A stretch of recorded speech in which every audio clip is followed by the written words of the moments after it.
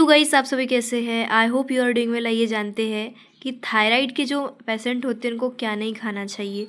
Thyroid के patient जो होते हैं उनको सोया प्रोडक्ट्स यानी कि सोया चंक, सोया दूध या फिर टोफू को कम खाना चाहिए। इससे क्या होगा, हार्मोन जो ऑब्जॉर्व होते हैं होने से रोकते हैं। ठीक है, साथ ही आपको कैरीफिरियस वेजिटेबल्स जैसे पत्ता गोभी, फूल गोभी, ब्रोकली कच्ची नहीं खानी चाहिए। इससे क्या होगा कि आपका थायराइड बढ़ सकता है या प्रभावित हो सकता है।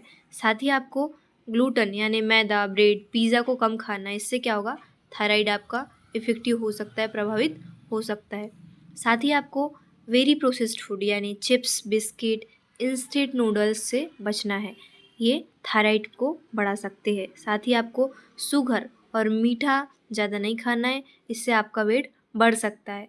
साथ ही आपको फास्ट फूड, तला हुआ खाना कम करना है, इससे थायराइड बढ़ सकता है। साथ ही आपको एक्सेस सॉल्ट यानी आपको नमक को कम से कम खाना है। ये आपका आयोडीन्स होता है वो इम्बेलेंस हो सकता है और आपका थायराइड बढ़ सकता है। साथ ही आपको वेरी हाई फाइबर यानी कि बहुत ज़्यादा रिच फाइबर युक्त प्रोडक्ट नहीं खाना है। जब आप दवा लेते हैं तो वो आपको ठीक तरह से एब्जॉर्ब नहीं कर पाएगी दवा और आपको असर कम हो सकता है।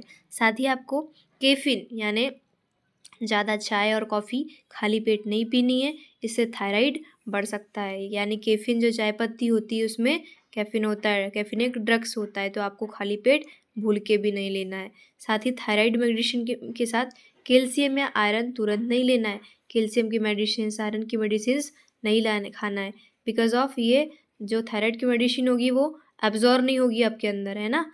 तो आपको फिर से देखना है आपको क्या क्या नहीं करना है। आपको सोया प्रोडक्ट्स यानी चंक, सोया दूध या टोफू को कम खाना है। ये आपको आपके जो हार्मोन होते हैं उनको ऑब्जर्व होने से रोकती है। साथ ही आपको कच्ची फूल गोभी, पत्ता गोभी और ब्रोकली भूल के भी नहीं खाना है।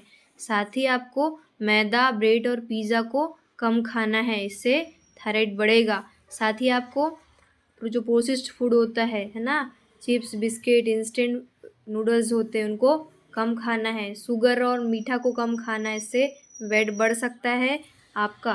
ठीक है, फास्ट फूड, तला हुआ खाना को कम से कम खाना है। आपको सॉल्ट यानी कि नमक को कम से कम खाना है। ये आपकी आयोडीन्स होगी उसको इम्बेलेंस करने में मदद करेगी, इसलिए आपको कम से कम सॉल्ट कम खाना है। वेरी हाई फाइबर यानी ज़्यादा से ज़्यादा रिच फाइबर वाला खाना कम खाना है, बिकॉज ऑफ आपकी मेडिसिन इसमें असर नहीं कर पाएगी।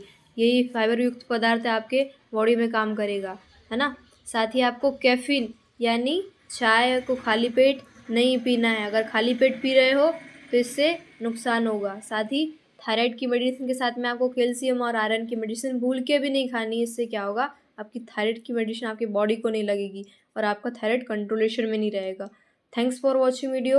अगर आपको वीडियो इन्फॉर्मेटिव लगी हो तो थायराइड के मरीजों को स्पेशली ये वीडियो शेयर करना।